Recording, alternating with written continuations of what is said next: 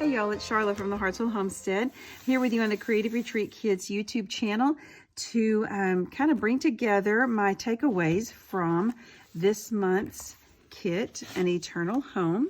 I'm going to be creating an entry in my reflection journal. It's what I've been doing at the end of every kit study, and this month I'm going to do something a little different. These ideas have been in my head for a while, and I don't know, didn't come together with how to put them on the pages of my journal, but I love how Danielle gives us these little word studies and verse maps for each one of the kits, or she'll pop these in and out over the course of the months and relate them to what we're studying in the kit.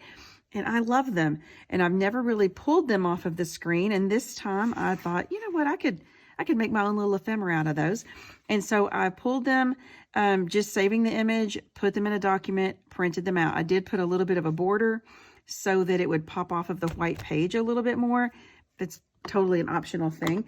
But I'm going to create a background before I put these down. So I'm going to just really focus on the word this time. I just want to have my reflection be the words that have just repeated over and over through the study that are kind of what I have been dwelling on. And so I'm going to just bring those in. Now I am going to use the stamps with these great fonts from the kits, a couple of different fonts here. And I happen to have a stamp set that has Dwell and Abide in another font. It's an old stamp set that I've had for quite a while in my stash. And so I thought I'm just going to bring those out so that I can fill the page and then put these on top of that. So that's what I plan to do.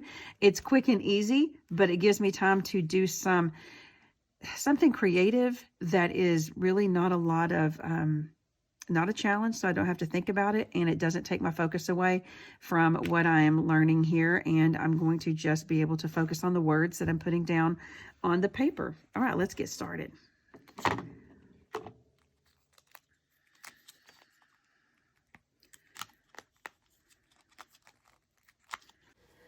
Okay, now as we go into fast forward mode here for a little while, my goal is simply to create a word art background to reflect the keywords that I want to remember and connect to this month's study just at a glance.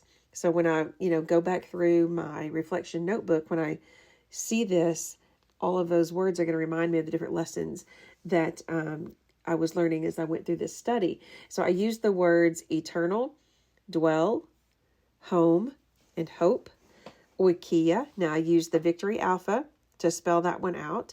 And then I also brought abide in. Abide is my word of the year. And so I wanted to be sure to note it here as a connecting piece, because that surfaced to me as I was studying dwell and home and all of those other words and going through this devotional. And so I love it when God threads lessons together as part of a bigger message that he's teaching us, just a little bit at a time. And so I wanted to note that here. Now I just stamped each one of these words in various Creative Retreat pigment inks. I used Teddy Bear, Terra Cotta, Tuscan Olive, and Plum Baroque. And probably could have pulled some more. I was just trying to bring the kit colors to the page and then lay the contrasting Creative Retreat kit color blocks on the top. Now, like I mentioned earlier, I love these little notes that Danielle shares, and I look forward to them each month. I learn so much more from the devotional itself when I add on these word studies and her verse mapping insights. And now this makes me want to go back and pull all the other ones just so that I could even clip them onto the respective pages, just because I want to connect all of those notes.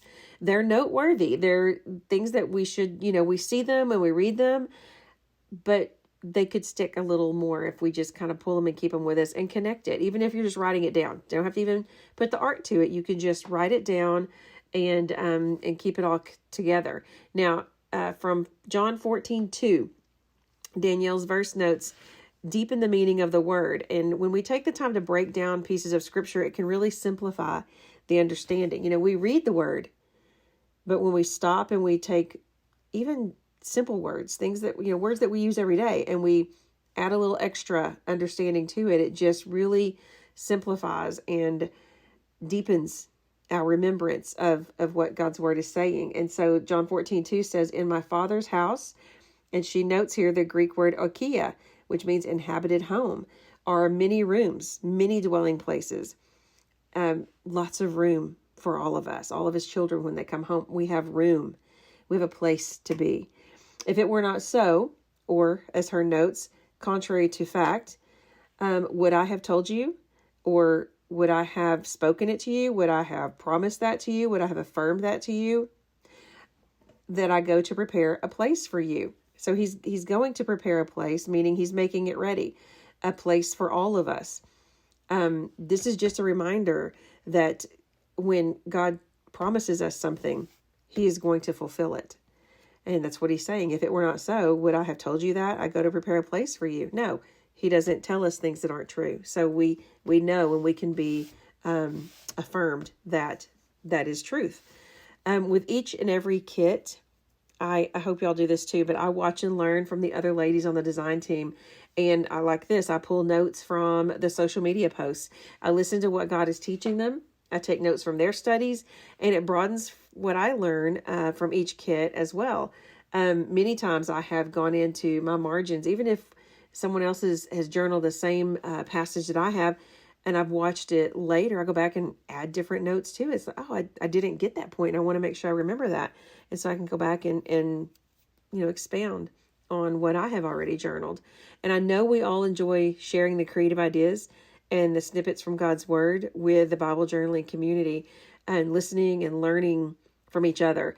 And that's just another way that God brings those bigger lessons together.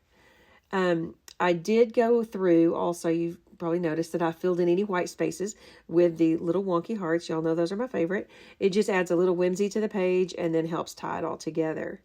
I hope you are joining us this month as we study An Eternal Home from Julie. I'll link the products and things below in the notes, and I hope y'all have a blessed day.